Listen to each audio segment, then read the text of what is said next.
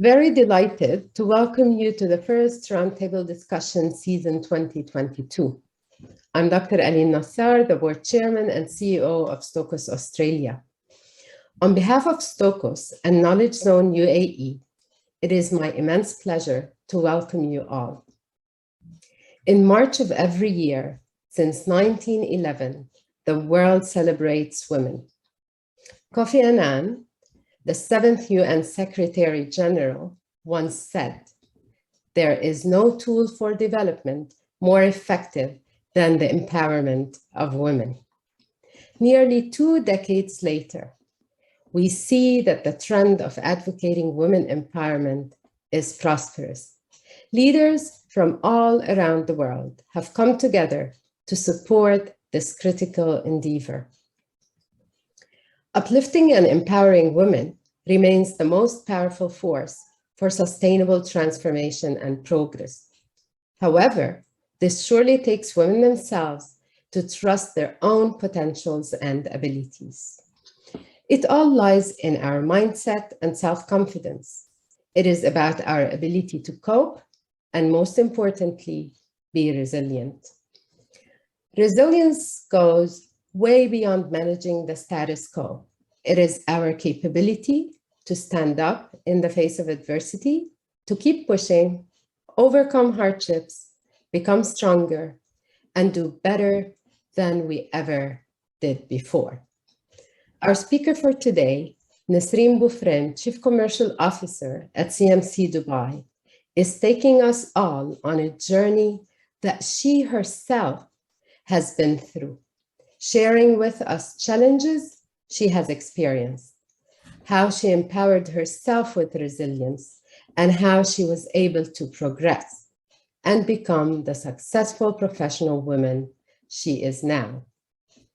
Nisrine has a master's degree in international human resources from Coventry University in the UK, and also has many specialized certificates in people development.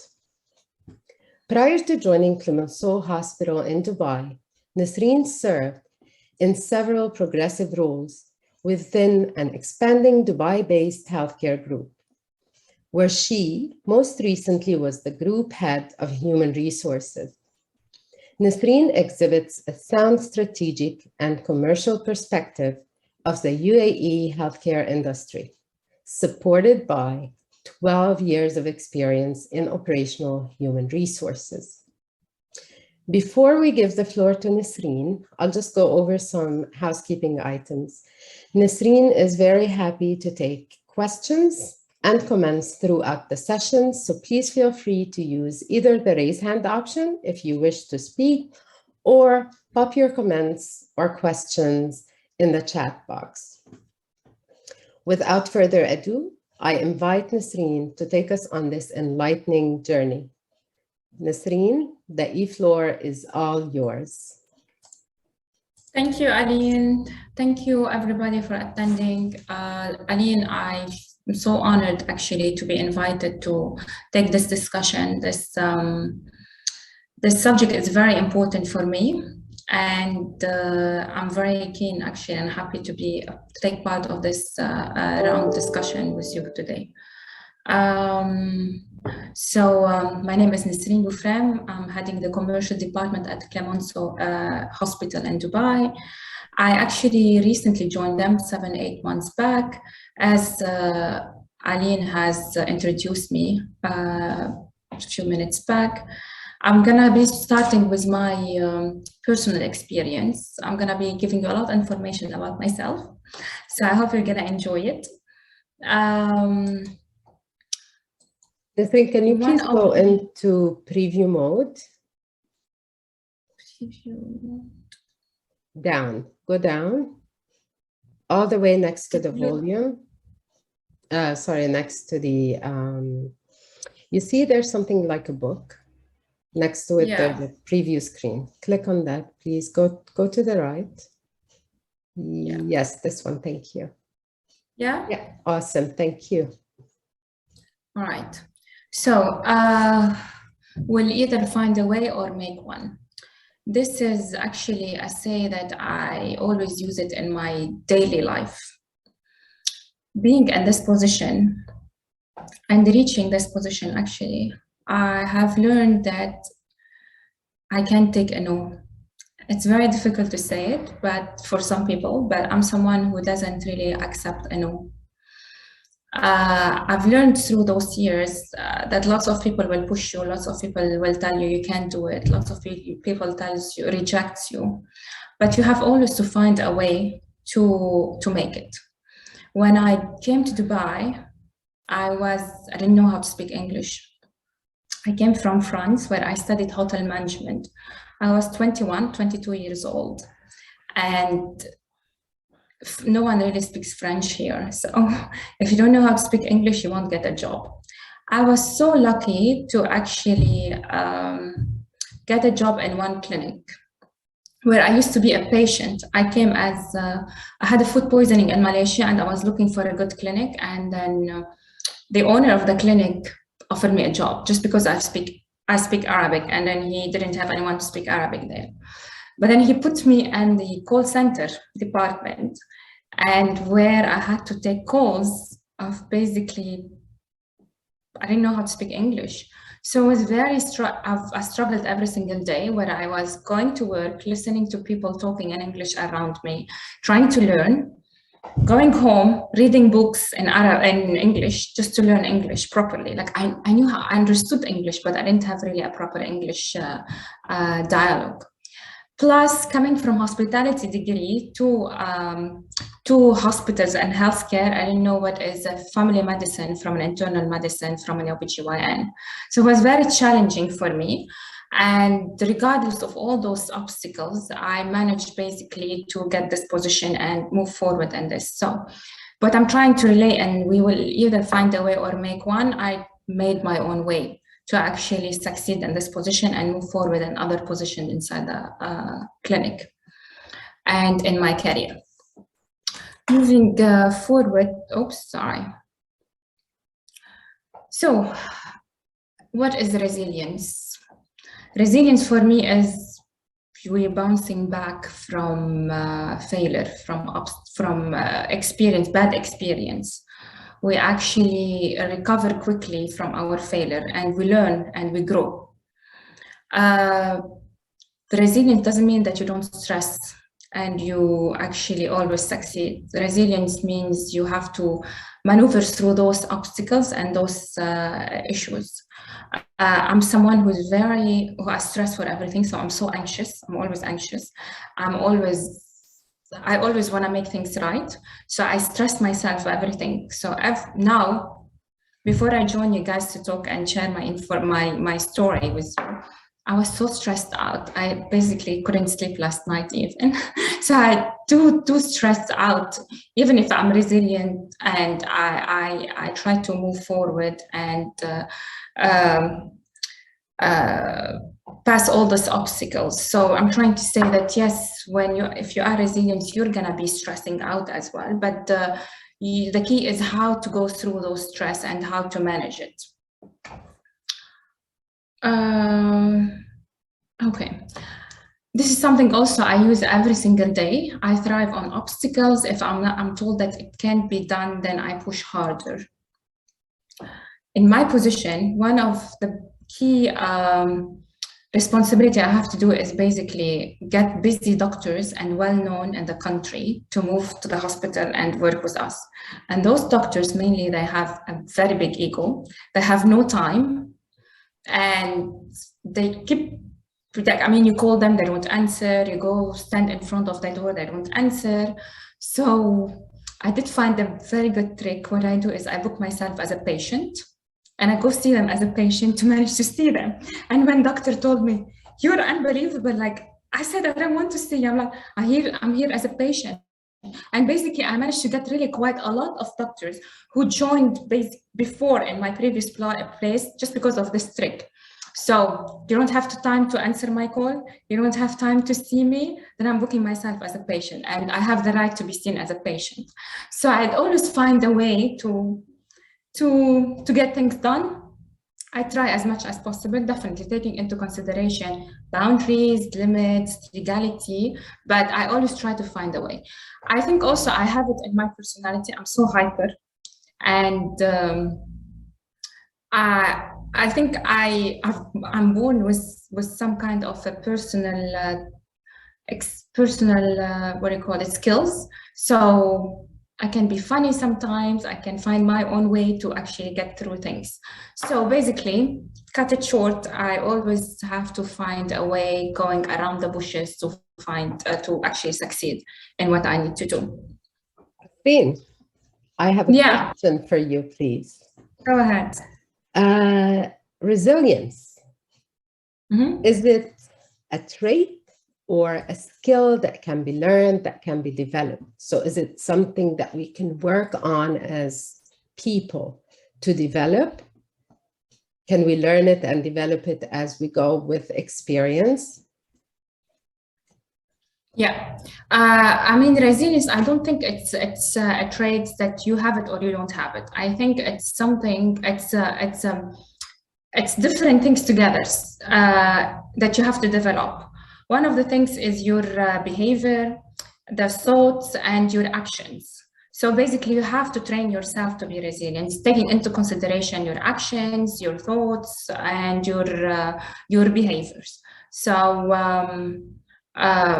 lots of people tell me, "Oh, you have it. It just you have it, and it's in your personality." No, I wasn't like this 10 years back, 3 years back. I wasn't like this, you know. I just through the experience and the obstacle that I went through, I developed this kind of resilience. And still, I'm like, I still have to work on myself a lot, you know. I don't think I have it yet completely. So it's something that you keep having to train yourself on doing it. Thank you for that. I have to agree with you. Resilience, no matter how much you develop your resilience, there will come time when you feel vulnerable, when you feel pressured and stressed, and you have to continuously keep on developing your resilience. And it's definitely a skill that is learned, and it takes a lot of emotional intelligence, and it takes a lot of cultural intelligence as well. So thank you for that. Brilliant. So how to be resilient?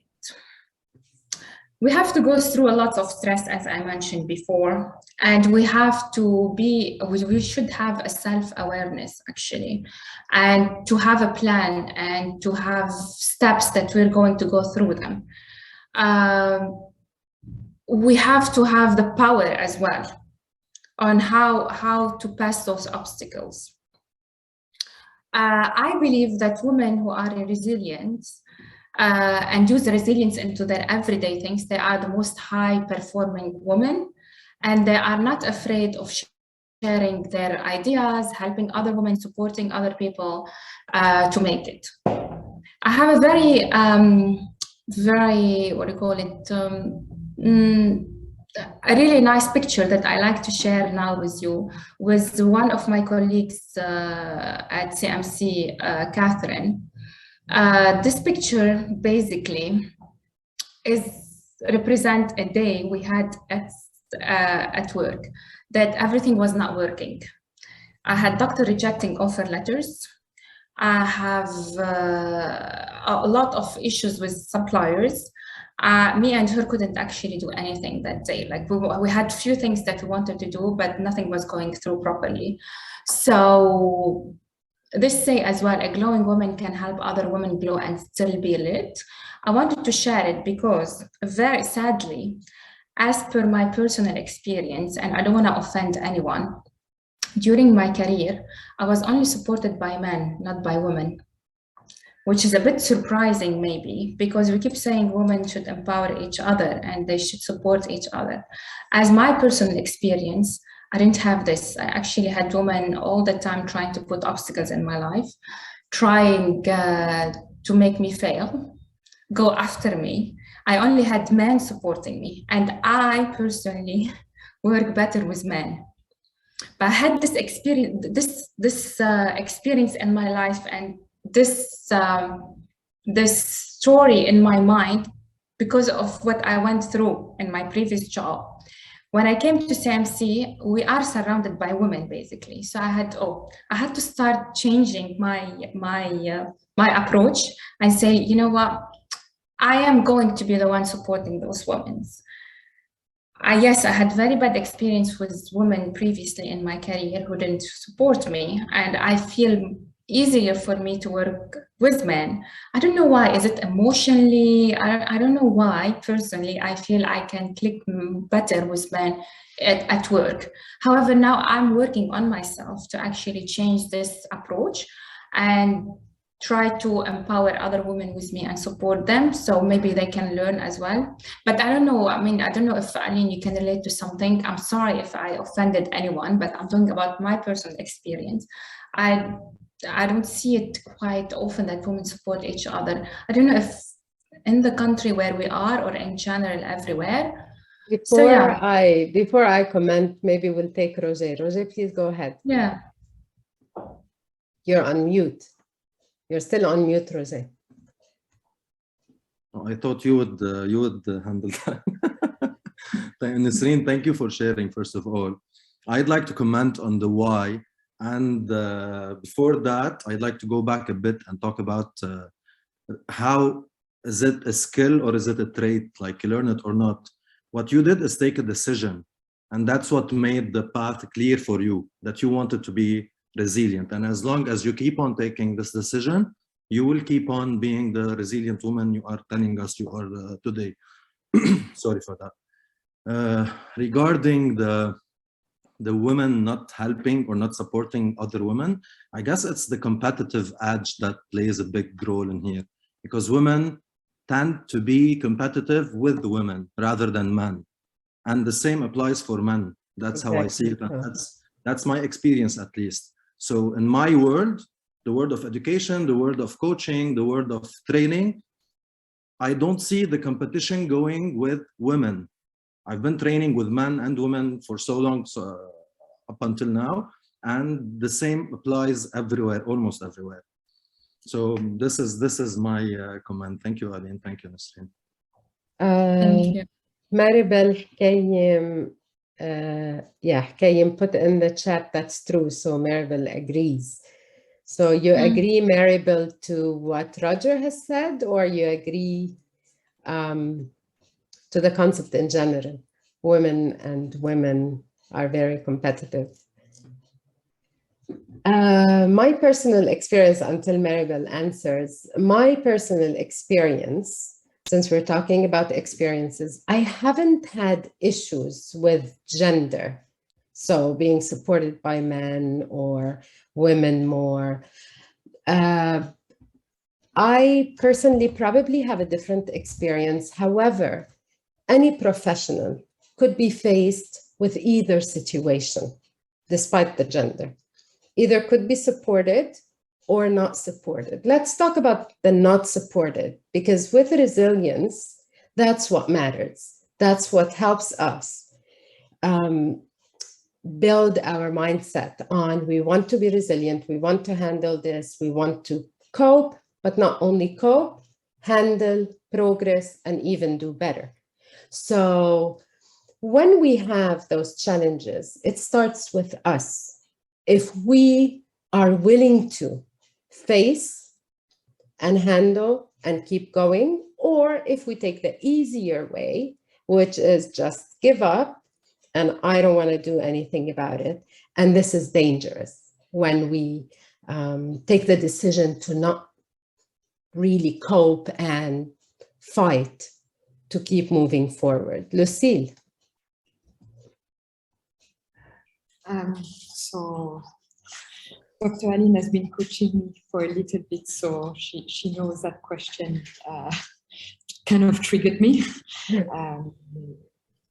I kind of agree that I had a bit this issue with being supported by women in my current experience in the UAE, but I think it's also linked a bit, maybe a bit by culture. But yeah, I've been having more this issue in the UAE than I've been having it in Europe in general. But I said it also happened with men in general. When you're driven and ambitious, it scares people. And the thing is, only like-minded people will support you. Unfortunately, when people are scared of that, they just tend to try to put things on your way. But luckily, groups like that and seeing women in higher position and groups and everything makes me believe that, you know, it does exist. They're just a bit more rare. But yeah, I feel you. I feel you very strongly. Thank you, Lucille. I have a question for you, Nisrine. Again, another question. So what's the connection of empowerment and resilience? Are they linked at all? Is there a connection between them? I believe they go hand by hand. I'm going to share one wordle. This wordle was used in the Global Women Forum and hosted by CBS network in 2018. And if you see this wordle, you can see the resilience is in the middle. Like most of the leaders from different industry has actually agreed that resilience is actually the key to lead. But if you look properly as well, you will see that empowerment, empower, support are surrounding the resilience. So I believe they do go hand by hand, and you basically need to be empowered. You need to be resilient to be empowered. So for me, from my experience, I think they go hand by hand. Like you can't be empowered, not resilient. You can be resilient without being empowered. Certainly, empowerment helps and supports your ability to cope more and be more resilient. And thank you for the answer. I'll leave the floor to you again. Okay. So, for women leaders in any level, I believe if they want to succeed in the long term, you have to have your health and well-being as a priority. What I have realized myself from my personal experience, 10 years back, I delivered my son Joseph. After 4 days, actually, no, I was moved from the clinic, from my office to the hospital with the ambulance because I was in labor. So basically, I didn't take any day off.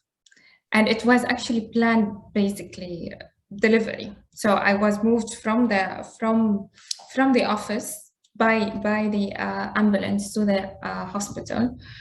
And after 4 days of C-section, I went back to the office. I had my son Joseph breastfeeding him in the office and back to work. I was very lucky that I was surrounded actually by people and the manager and my manager who actually supported to bring my son with me. But back that time, I'm just thinking now, what was proving to myself, I was proving to the others, what did I do? Like, why I did not take my maternity properly? Why I came back to work after four days from my C-section? Why I kept working to the last working day? Why I did not enjoy my maternity and the time with my son? And I regret it. And I keep regretting it every single day. And it was really a lesson for me to learn. But I realized women, especially in the Middle East or Arab world, we keep trying to actually prove ourselves. Maybe because we are, I don't know, we always feel that we're not there. We need equality. We need to be equal to the men. We can do better than them. I don't know what we have in our mind, but we keep doing and overworking. Like even when I joined CMC, I came on a capacity of commercial. So basically, I've never done commercial in my life.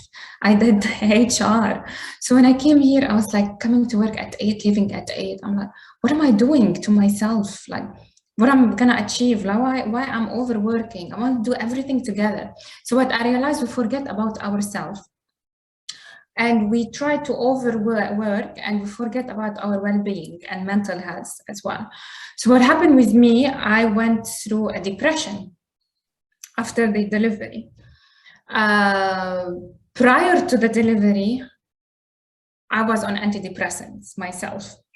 So delivering my son and going back to work after 4 days, sitting in the office, breastfeeding, I'd never been a mother before. It was too much for me. So I don't know what happened with me, looking at my son, looking at myself.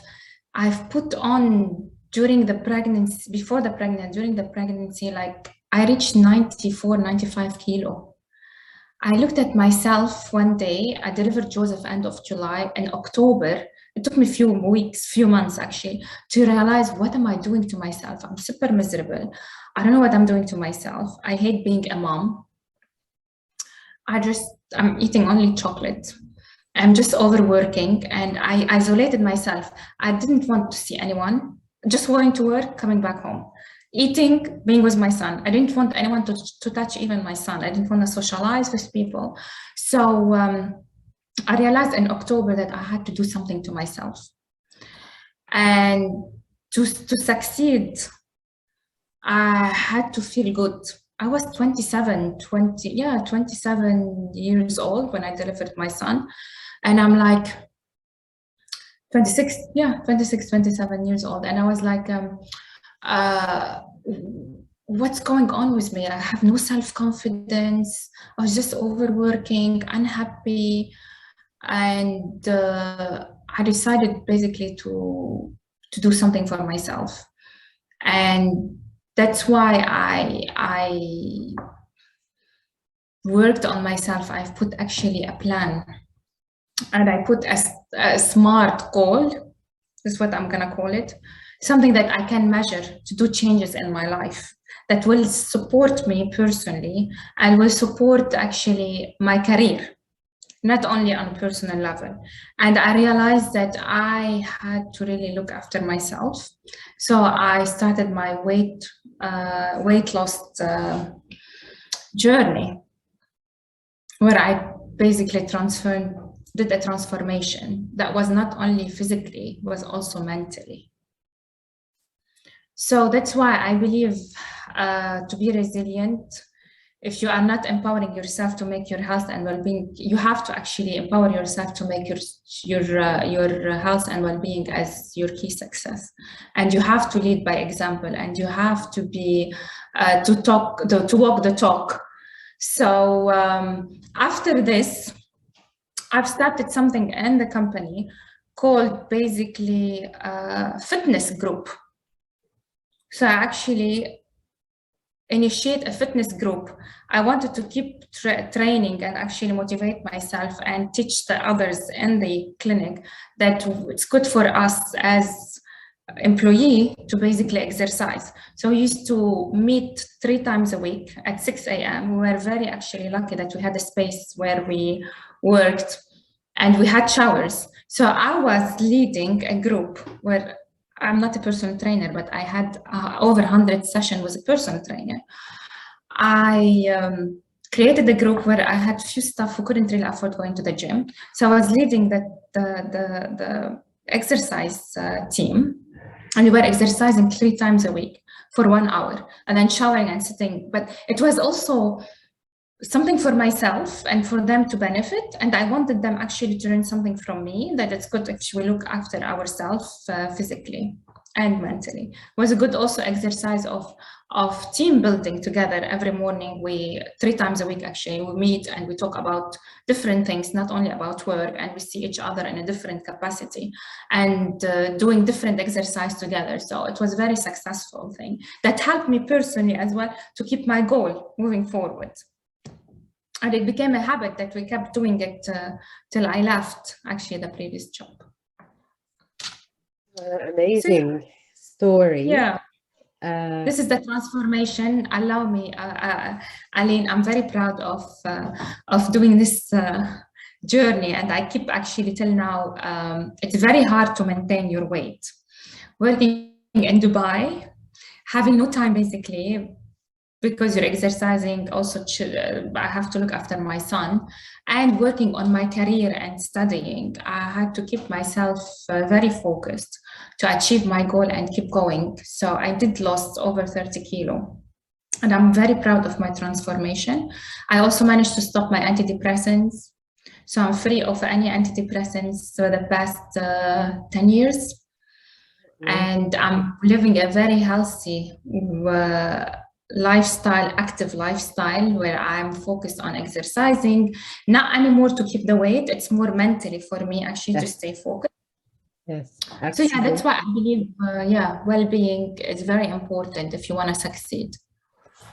Before we move on, I was going to ask Mariano for some comments. Roger has popped in the chat a question for you, Nisrine. Roger asks, what made you take the decision to change and bounce back from depression?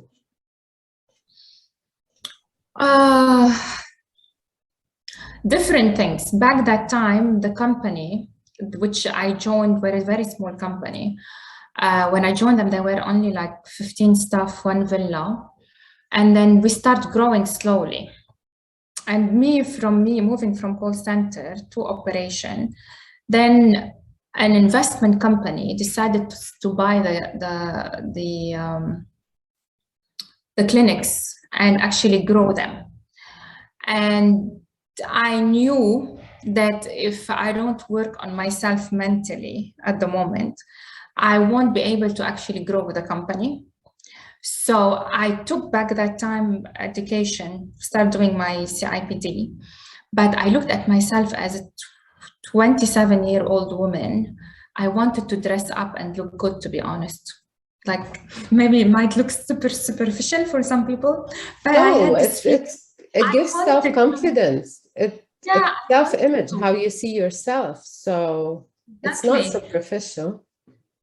But yeah, I mean, I wanted to look good. I wanted to wear nice stuff. I wanted to look, I just wanted to look good, to be honest.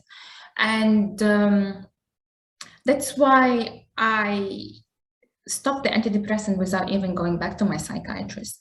I threw them in the bin and I put myself into the gym, and I was exercising in the morning, going to work, coming back afternoon to exercise again. So I was doing 2 sessions, and the same time working on my food and studying at the same time. So I think back that time, I don't know, I have it. I just wanted to do everything at the same time. And I was so active mentally as well. I wanted to be a better person. And I was looking to grow in the company, and I wanted to take a better position. When you do the merging, when a company actually, there is acquisition, they will look who has more potential. As I started with them from the beginning and I was growing, and my previous manager has actually supported me a lot, I knew that if I don't work on myself mentally and physically, as well as education-wise, I will lose this opportunity of growing in the company. And this is exactly what happened. As soon as the merge happened, I've been asked, do you want to take marketing or do you want to take HR? Because finance will be taken by an investment company, and I don't know anything about finance. So being very people person and being there, I decided to take HR and continued my HR journey. So that's why it was like wanting to take more in the position and better position and better money, and me feeling good and wearing nice stuff. And for my son as well, I wanted him to see me. I wanted him to actually grow in an environment where he can see that, yes, my mom was 95, 94 kilo, but then she managed to actually go to 60, 62 kilo. Yes, my mom started as a call center, and then managed to reach to be in the C level. So I had the C level in my mind from day one. So I knew that I wanted to reach somewhere. So that was different things together actually pushed me to take this decision. Amazing. So you had a motive and you had a goal, and you were thinking of people in your family who in this case was your son, and you wanted to be a good role model. You wanted to have them live an environment, if I may, of a confident mom who is determined, and that helped you. Yeah, and you cannot believe, Aline, my son Joseph is 10 now. Joseph, because I have a different, like a proper lifestyle at home when it comes to exercising, he exercises 3 times. He does his football during the week because I've teach him that we need to stay active. Plus Joseph, he comes to me and asks me, does this have sugar? How many calories? He's 10 years old and he asked me about food, how many calories then? Just because he's actually learned it from me and listens to me of measuring my food. He's like the same way. He's like living the same lifestyle that I wanted him to from the beginning. So yeah. So that's the power of role modeling to our kids, because we can tell them a lot of things. We can lecture them, we can teach them, but if we do not do it, they won't. They do what we do rather than do what they hear from us. So what you have just said now summarizes the mindset, just deciding. So you made the decision you want to transform and you started working on it. And the more you got out of it, the more you got motivated. And the more you built, the more self-confidence you built. And that motivated you even more. And it's basically a domino effect, but it has to start somewhere. And in your case, it started, just happened to be that the clinic where you were was going to be acquired. Mariano, can I kindly ask you to take yourself off mute and share with us from your experience about pressure coping and resilience? You have worked long years in the UAE, and this is a country that is multicultural, a lot of pressure, a lot of demands. So please. Yeah, well, thank you, Aline. But the first thing I have to say is that the last 45 minutes, I've been learning a lot, you know, and thank you, Nisrine, for sharing, you know, this amazing story, which is basically, you know, your resilience story. It picked my mind when you put the word wall, that resilience is the first. And very small to the right, you have perseverance, which is quite different between the resilience and the perseverance, because perseverance from my side is just to continue doing the same in the same way. And to build the resilience. Exactly. So what you have, what telling us is a fantastic story of, you know, how to go step by step, day by day, you know, overcoming all the day by day challenges that we have. And thank you very much for sharing that, because it's not easy. I think it takes a lot of courage to explain that in these kind of forums, and I congratulate you for that. So that's the first thing. And in my perspective, I mean, I've been in the UAE for 12 years, different countries in Europe as well. There is now in Europe a special thing between women and men. Even women are taking more and more higher positions than the last 25, 30 years, so which is really amazing. You know, the other day I was reading news where the people in research in Europe is the first time in the history that the women are taking more positions than men. That's fine. I mean, that explains many things, but to me, it doesn't explain anything related to resilience. It explains just basically what the people are doing, and to overcome situations. For me, one of the first personal shock when I first landed in the UAE. And after 6 weeks, I thought, okay, my God, I think this is the biggest mistake I made, no? Just moving from Europe to the UAE. And then suddenly I was there for 12 years.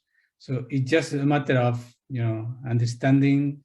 It's a matter of dealing with not only stress, but dealing with with other way to do things. Yeah. And here I'm not talking about women and men. It's just a matter of understanding of cultural things. Yes. Even not only the culture of a country or the culture of a part of the world, but also the culture in organization. Okay. Yeah. And also to understand what the others are seeing in you, because sometimes we just think that our view is the only view and therefore is the best view. But once you put in the shoes of the others, I think you will overcome in a better way stressful and complicated situations, because then you understand what is the other position. And I'm taking now one of your amazing chapter of your leadership program, when we were discussing about the empathy and how to manage those situations. I think to reach where Nisrine is there, she has to understand what the others are doing, what the others are thinking, and to put in their shoes. So that's my view. And it's not just a matter of continue doing things in the same way, because that at the end we hope to change something. No, you just do things in the same way, you will get the same results. At the end of the day, just to adjust yourself, to be flexible enough to understand what the others are doing, and to understand where you are, not only in the place in the world, but also in your organization as well. So I think that for me has been very important to continue doing my job in different countries. So, yeah. And thank you very much, Nisrine. It's really a pleasure to see that someone like you is explaining so difficult things, depression, go to delivery room from your work. I think those are things that really take you and mark you and explain who you are now. Thank you. Wonderful, Mariano, wonderfully said. And you are absolutely spot on. It's self-awareness, awareness of others, including cultural intelligence or cultural awareness, and then put these together. And as you said, you need to keep on changing your approach and the way things happen to get different results. Thank you very much for that. Nisrine, back to you. Thank you. Thanks, Aline. Thanks, Mariano. One of the things I also want to share is to be resilient, you have to put a goal, a realistic goal. As I've mentioned earlier, when I wanted to lose weight, I've put a goal and time of 18 months. I wanted to lose that much of weight. I want to feel this feeling, this is what I want. So I actually planned it in advance. And it was a smart goal because it's actually achievable. A lot of people lost weight. So I just wanted to share that putting a SMART, which is specific, measurable, achievable, and relevant with a time frame, will actually definitely help us to be resilient. And there is also here a small advice that we should remind ourselves every single week and ask ourselves this question: do I feel like I am as resilient as I want to be on a daily basis? And we need to basically take an action. If we are not, we need to commit to actionable, to a SMART goal. We need to put something to change. I know a lot of us are in jobs that we are working just for the money because we have no other option. And we're struggling sometimes basically to be resilient. But I believe the money is very important, position is very important, but if you are in a place that you are not happy and this is affecting your well-being and your mental health, you definitely need to do some changes. I don't mean you could quit your job, maybe try to find a way to make it more enjoyable. We all deserve to actually to support the resilience that we have and to lead, because we all have leaders inside us. We just need to actually work on it and bring it up. So yeah, that's basically what I have to wanted to share with you. One more important thing, Aline, I need to say as well, that I do sometimes feel scared of myself. And I want to say this to you because sometimes I just look at myself saying, okay, I want to achieve this thing. Might be very difficult. And I keep doing stuff because I'm so motivated, like I won't stop. And when I achieve it, I want something else. But sometimes I'm like, what am I doing? Am I that dangerous? So I do keep asking myself, what am I doing? Like I'm going extra miles. I'm scared from myself sometimes, honestly. Like this mindset that I have scares me, like what I can do more, what am I gonna achieve more, you know? So it's nice feeling, it's scary in the same time, but it's very fulfilling. Fulfilling, absolutely so. Thank you so much. I will open the floor for comments or questions from the audience. Until you're ready, I would like to comment on your slide that had the SMART goal on it. And just to say, if our goals were not SMART and specifically not attainable, they will put us down because we keep trying and we fail. And we fail so many times to the point that it might be dangerous because we might lose self-confidence, we might lose hope. This is why, to build our resilience, we need to set attainable goals, even if they were small, but move steady. So we see outcomes and tangible outcomes. We feel better about it, better about ourselves. While we're trying to achieve these goals, it is essential, with no doubt, that we need to take care of our well-being, physical, emotional, and social. So we hear it a lot. People say you need to exercise, you need to socialize, you need to eat well. It's not just because people are saying it or we read it in books or in articles. From experience, personal experience and experience of my network and people that I connect with and discuss these matters with. From my personal experience, I run a very busy schedule. However, my gym time is my gym time no matter what. I schedule my meetings around my gym time, and Roger is smiling because Roger has been trying to get something done with me for the past probably 3 days. It just happens that it's around my gym time. So now Roger knows my gym schedule just because we schedule everything around the gym time. I go to the gym and I find myself there. Why? I go to classes. I do Zumba, I do yoga, I do Pilates, I do,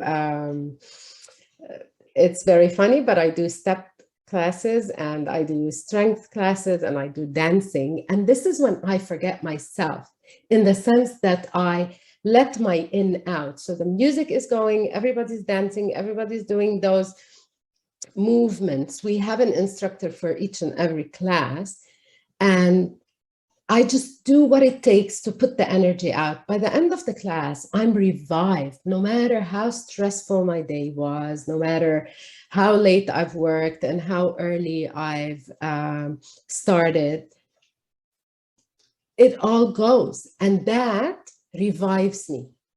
I come back home, I eat a healthy meal, I socialize with people. You're basically watering your spirit and your mind and your body. So your productivity is much higher. Your ability to cope and have goals and handle pressure and push through and keep going and improving is at least 10 times more than you think you can handle. And definitely, your perseverance gets stronger. I see Roger has a raised hand. Please go ahead, Roger. Unmute. Yeah, my bad. I'm accustomed to in-person meetings, so now it's kind of hectic. Go ahead, please. I'm so happy and thrilled to be surrounded with two amazing ladies who are working out on a daily basis, as I've been told. Nisrine, thank you so much for sharing your experience. It's amazing. the transformation coming from I've changed careers, Nisrine, so I can relate to what you were talking about during the full session. Your physical transformation is inspiring, so I congratulate you for that.